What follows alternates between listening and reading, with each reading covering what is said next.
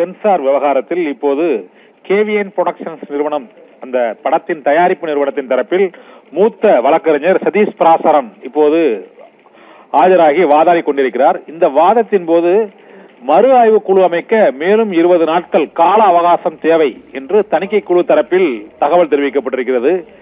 இதனால் ஜனநாயகன் திரைப்படம் எப்போது வெளியாகும் என்ற சிக்கல், இழுத்தடிப்பு தொடர்ந்து கொண்டே இருக்கிறது. ஏப்ரல் மே மாதங்களில் தேர்தல் நடைபெறுவதற்கு முன் ஜனநாயகன் திரைப்படம் வெளியாகுமா அல்லது தேர்தலுக்கு பிறகுதான் ஜனநாயகன் வெளியாகுமா என்ற புதிய சிக்கல் இப்போது முளைத்திருக்கிறது. ஏனென்றால் இப்போது கால அவகாசம் 20 நாட்கள் மறு ஆய்வு குழு அமைப்பதற்கு சென்சார் போர்டு கேட்டிருப்பதால் 20 நாட்களுக்குள் கால அவகாசம் அளித்து அதற்கு பிறகு திரைப்படத்தை பார்த்து அதன் பின்னர் 14 கற்கள் முறைப்படுத்தப்பட்டிருக்கிறதா, மேலும் புதிய கற்கள் எதுவும் அந்த படத்தில் காட்சிகள் நீக்கப்பட வேண்டியிருக்கிறதா என்று இந்த சிக்கல் இடியாப்ப சிக்கல் போல தொடர்ந்து கொண்டே இருக்கிறது என்பது இப்போது சென்சார் போர்டின் வாதத்திலிருந்து தெரிய வருகிறது. இருந்த போதிலும் தலைமை நீதிபதி ஸ்ரீவத்சவா, அருள்முருகன் ஆகியோர் அடங்கிய அமர்வு இன்று மாலைக்குள் என்ன உத்தரவு பிறப்பிக்கப் போகிறது என்றும் அனைத்து சிக்கல்களுக்கும் இன்று மாலைக்குள் விடை கிடைக்குமா என்ற எதிர்பார்ப்பும் எழுந்திருக்கிறது.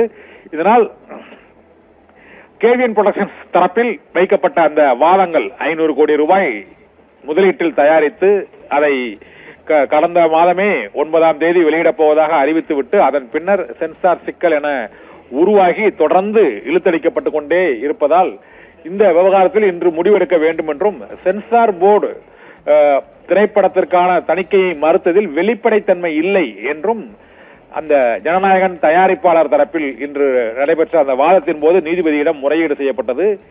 இருதரப்பு வாத பிரதிவாதங்களை கேட்ட தலைமை நீதிபதி ஸ்ரீவத்சவா மற்றும் அருள்முருகன் ஆகியோர் அடங்கிய அமர்வு இன்னும் சற்று நேரத்தில் உத்தரவு பிறப்பிக்கும் என எதிர்பார்க்கப்படுகிறது. ஒரு படத்திற்கு சென்சார் சான்றிதழ் வழங்கும்படி பட தயாரிப்பு நிறுவனம் எவ்வாறு சென்சார் போர்டை நிர்பந்திக்க முடியும் என்றும் நீதிமன்றமே அந்த உத்தரவை பிறப்பிக்க முடியுமா என்ற சந்தேகமும் சட்ட சிக்கலும் இருக்கிறது என்றும் அந்த படத்திற்கு சென்சார் சான்றிதழ் வழங்குவதில் தவறு எதுவும் இருந்திருந்தால் அப்போது வழக்கை தொடர்ந்திருக்கலாம் என்றும், ஆனால் ஒரு படத்திற்கு இவ்வளவு காலத்திற்குள் இத்தனை மணி நேரத்திற்குள் இந்த நாளுக்குள் சென்சார் சான்றிதழ் வழங்க வேண்டும் என்று பட தயாரிப்பு நிறுவனம் நிர்பந்தப்படுத்துவதை ஏற்றுக்கொள்ள இயலாது என்றும், இப்போது மறு ஆய்வு குழு அமைப்பதற்கு தங்களுக்கு 20 நாட்கள் அவகாசம், இது ஜனவரி மாதம், இன்னும் 20 நாட்கள் அவகாசம் என்றால் அது பிப்ரவரி கடைசி வாரத்திற்கு சென்றுவிடும். அதன் பின்னர் திரைப்படத்தை பார்த்து பிப்ரவரிக்கு பிறகு மார்ச் மாதத்தில் வெளியிடப்படுமா என்ற கேள்வியும் எழுந்திருக்கிறது. குடியரசு தினமான 26ஆம் தேதி இந்த திரைப்படத்தை வெளியிடுவதற்கு பட தயாரிப்பு நிறுவனம் ஒரு திட்டமிட்டது.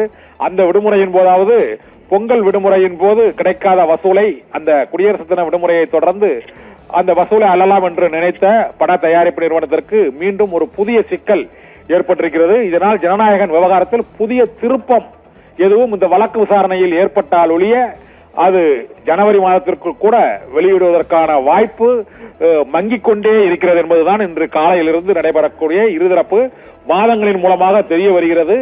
தலைமை நீதிபதி ஸ்ரீவத்சவா மற்றும் அருள்முருகன் ஆகியோர் அடங்கிய அமர்வு இருதரப்பு வாதங்களும் அவர்கள் அளித்த பதில்களும் அதன் பின்னர் என்ன உத்தரவும் அந்த கால அவகாசத்தை குறைப்பார்களா அல்லது விரைவில் அந்த படத்திற்கான சான்றிதழை வழங்க உத்தரவிடுவார்களா என்ற சந்தேகம் எழுந்திருக்கிறது. இதை சட்ட விதிமுறைகளுக்கு உட்பட்டு சட்ட சிக்கல்கள் இல்லாமல் தணிக்கை வாரியத்தை உயர்நீதிமன்றம் எவ்வாறு கையாளப் போகிறது, எவ்வாறு உத்தரவு பிறப்பிக்கப்படும் என்ற எதிர்பார்ப்பு விஜய் ரசிகர்கள் மட்டுமல்ல அனைத்து தரப்பினரிடமே எழுந்திருக்கிறது. அரசியல் ரீதியான நெருக்கடி ஜனநாயகனுக்கு தணிக்கை வாரியத்தின் மூலமாக வழங்கப்படுகிறதா என்ற சர்ச்சையும் உச்சத்தை எட்டியுள்ள நிலையில் நீதிமன்றம் எடுக்கப் போகும் முடிவு அனைத்து தரப்பினரின் கவனத்தையும் ஈர்த்திருக்கிறது. ராதிகா, விரிவான தகவல்களுக்கு நன்றி கண்ணன்.